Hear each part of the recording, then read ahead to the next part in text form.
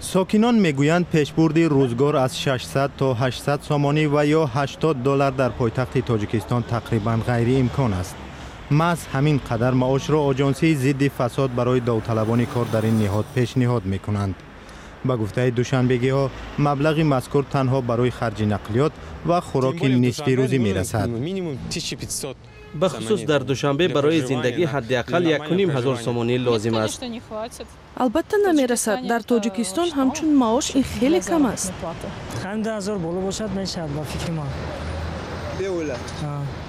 یک مادر راست که این 700-800 برای یک اویله که 3-4 فرزند دارد البته نمیرسد. کم 1,000 سوم در کوی یک مادر زندگی پیش بره. به چیز زیادی. اور روغن کارتوش. آژانسی درباره آنکه تا به حال چقدر داوطلبان برای اشغال 15 وظیفه خالی حجت سپاریدند معلومات نمی‌دهد.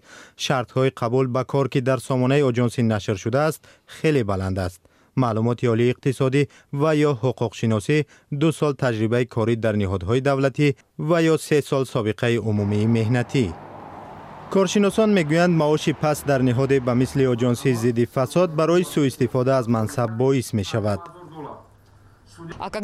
وقتی تو معاشی کم ولی اعتبار زیاد داری، خواه و ناخواه در چنین شرایط و در نظامی که ما زندگی داریم مردم خودشان پیشنهاد میکنند و تو هم میگیری. صاحب نظران بر اینند که شرایط ناگوار کار یکی از وسیله‌های نظارت کارگران در نهادهای قدرتی کشور است.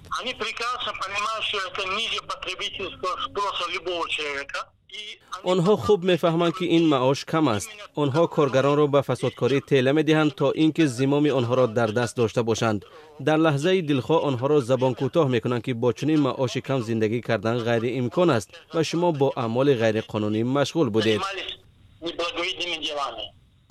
سال گذشته در تاجیکستان برای گرفتن پاره و تقلب حجت‌ها 16 کارمند آژانسی ضد فساد بازداشت شدند. اما طبق معمول در این نهاد گفتند که افراد مذکور را هنوز قبل از گرفتن پاره از کار آزاد کرده بودند.